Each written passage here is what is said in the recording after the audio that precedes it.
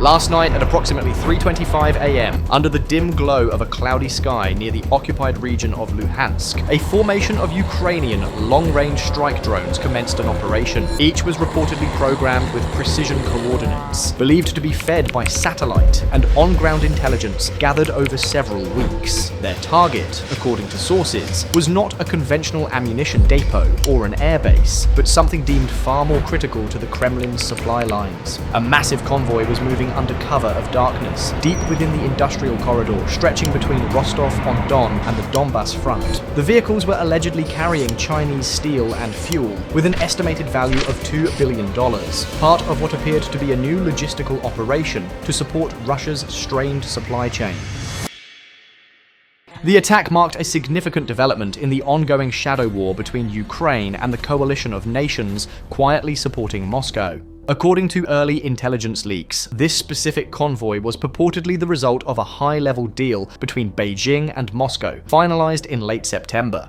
It is claimed that China had promised to deliver advanced-grade industrial steel, necessary for tank and artillery production, as well as refined fuel components for armored divisions.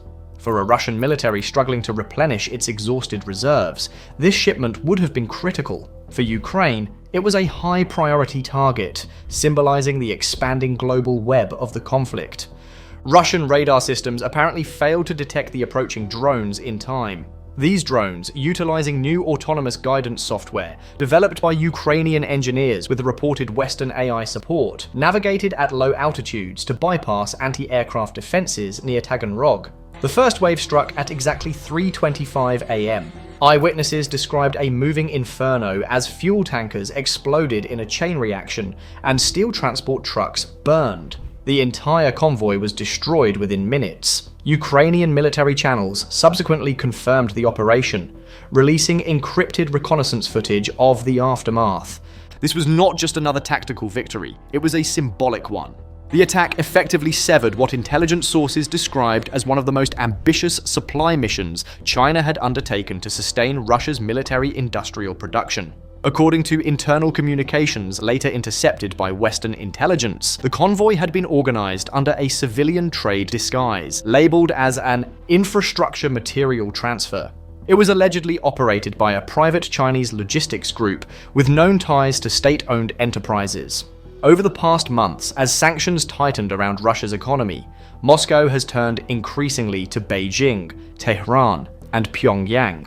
China's role has been particularly delicate, officially claiming neutrality, while allegedly allowing state-linked corporations to funnel dual-use materials, including precision tools, machine parts, and now, steel and fuel. This reported $2 billion convoy appeared to be the culmination of these quiet efforts, a major test of how far Beijing was willing to go without triggering direct Western retaliation. However, Ukraine's intelligence community, reportedly reinforced by Western satellite data and on-ground agents, had been tracking this operation for weeks. Sources within the security service of Ukraine revealed that the convoy had been rerouted multiple times, first moving through Kazakhstan, then entering Russian territory via the Astrakhan corridor. Despite these maneuvers, analysts reportedly pieced together the movements using commercial satellite imagery, digital intercepts, and drone footage from hundreds of kilometers away. The precision of the strike demonstrated Ukraine's expanding reach and growing mastery of integrated warfare, where intelligence, AI, and long-range strike capability converge. Within hours, Western observers began analyzing the footage, noting what appeared to be Chinese markings on several destroyed fuel trucks. These markings, often disguised under generic trade labels, provided some of the first public indications of Beijing's direct logistical involvement in resupplying Russia's war machine. In the aftermath, Russian state media attributed the incident to a mechanical malfunction, a claim that emerged after hours of silence and was contradicted by social media videos showing massive explosions. The strike inflicted significant logistical damage, halting military rail traffic between Rostov and Luhansk for more than 36 hours. The incident also created a diplomatic challenge for Beijing, undercutting its public stance of neutrality. For Ukraine, the operation served as a validation of its intelligence and a clear message about its capacity to hit covert supply routes. In Kyiv, officials refrained from officially acknowledging the operation, maintaining a strategic silence. But within defense circles, the success was reportedly celebrated. A senior Ukrainian officer later described it as a turning point in the logistics war.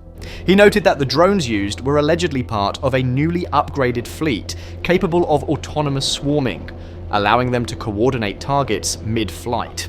This system relies on real-time data sharing between drones, making interception extremely difficult. The convoy's destruction sent ripples through Moscow's military planning. With its industrial supply lines under repeated attack, Russia's ability to sustain heavy mechanized operations was already deteriorating.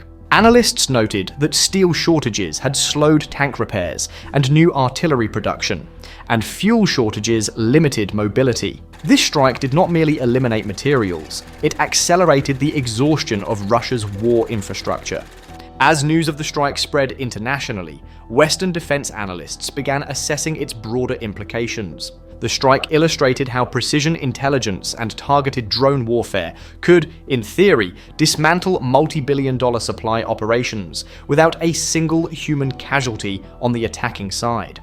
For China, the timing was disastrous. The incident came just days after Beijing had pledged to enhance trade security in Central Asia. International media quickly framed the event as evidence of China's indirect complicity in sustaining the Russian invasion. Meanwhile, on the ground in Ukraine, morale reportedly surged. Soldiers along the Eastern Front described the attack as a victory felt across the trenches. It was about the psychological impact, knowing that even heavily backed assistance could be dismantled in a single night. For Moscow and Beijing, the loss was financial, strategic, and reputational. Ukrainian analysts soon suggested the convoy was only part of a larger network of hidden trade routes. The strike at 3:25 a.m. was perhaps just the beginning of a campaign aimed at dismantling those networks. By sunrise, satellite imagery confirmed what early field reports suggested. The convoy was completely annihilated. What had been a 3-kilometer stretch of cargo vehicles was now a smoldering trail of twisted steel and burned-out tankers. The aftermath was reportedly so severe that Russian emergency services hesitated to approach, fearing secondary explosions. For Moscow, it was a visible blow to one of its last reliable lifelines.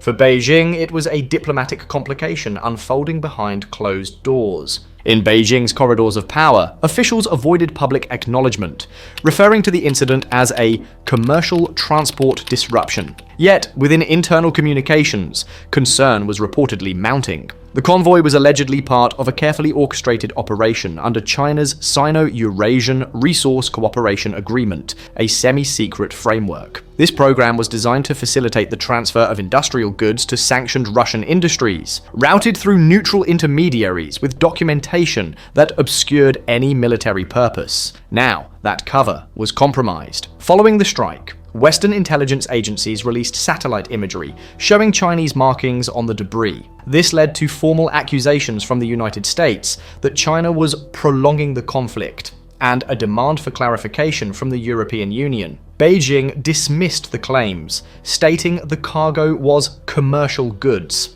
Internally, the operation triggered renewed vigilance in Ukraine, whose SBU and HUR analyzed intercepts.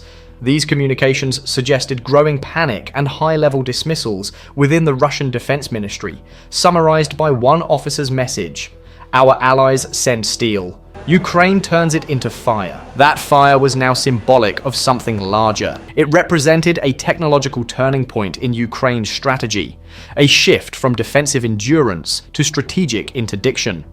No longer was Ukraine merely reacting to Russian offensives. It was now actively targeting the arteries that kept those offensives alive. This shift is reportedly enabled by a quiet revolution in Ukraine's drone programs. Domestic manufacturers and private startups have accelerated the development of long-range systems, allegedly enhanced by Western algorithms and satellite coordination support. The convoy strike demonstrated their potential. According to post-strike data, it was claimed that not a single drone had been intercepted or lost. Their ability to navigate a heavily monitored air corridor suggested a high level of sophistication, with analysts speculating about the use of decoy drones or jamming pods to overwhelm Russian air defenses. The tactical brilliance of the operation underscored Ukraine's growing sophistication in asymmetric warfare. By weaponizing information and mobility, Kyiv had found a way to counter Russia's numerical advantages.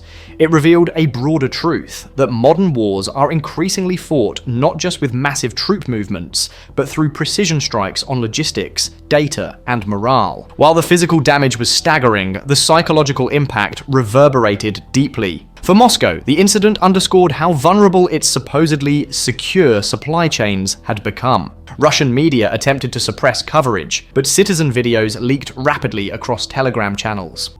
The footage showed burning convoys stretching into the horizon, prompting one user to write, "If even China's steel can't reach us safely, what hope do we have left?" Beijing's reaction, though quieter, was just as telling. Chinese state outlets made no mention of the destroyed convoy, but economic analysts within the country began discussing supply chain re-evaluation. Behind the scenes, several Chinese logistics companies reportedly froze operations on Russian routes. Insurance companies were also allegedly refusing to cover future shipments through southern Russia, citing unacceptable risk conditions. Ukraine's allies capitalized on this moment. In Washington, senior defense officials described the operation as a proof of concept for a broader campaign aimed at isolating Russia's industrial base. The UK's Ministry of Defense released an analysis showing Russia's production of armored vehicles had already declined by 30% in the past quarter due to material shortages. A decline this strike will certainly worsen. European think tanks began referring to the event as the 325 strike, symbolizing the precision that defined it. Intelligence sources confirmed that Ukraine had mapped at least 3 additional supply routes running through Central Asia, allegedly used to ferry Chinese, Iranian, and North Korean materials into Russia. These routes had become lifelines for the Kremlin. After the 325 strike, each of these routes became a target under Ukraine's new Operation Severance, aimed at systematically dismantling Moscow's foreign supply dependencies. This placed China in an uncomfortable position. The convoy's destruction not only exposed its covert assistance, but also forced Beijing to confront a difficult reality: that Ukraine's technological reach extended much further than anticipated. Chinese strategists had underestimated Kyiv's ability to project force deep into Russian territory. They realized that every shipment, every civilian truck, and every supposedly safe trade route could now be tracked and potentially destroyed. In the aftermath, internal Chinese reports reportedly began to circulate, expressing frustration toward Russia's security failures. Some officials allegedly accused Moscow of operational negligence, arguing that Russia had failed to provide adequate electronic shielding and air cover for such a critical convoy. Others worried that Beijing's secret trade operations were now compromised, with Western intelligence likely monitoring every future move.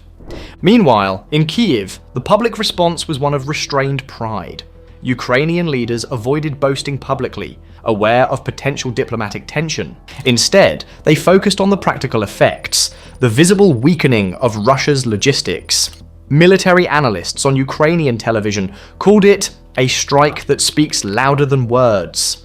In the following days, Ukraine's allies began quietly coordinating with its intelligence services to replicate the success. The goal was clear: to push the war beyond the battlefield and into the logistical heart of Russia's global supply network.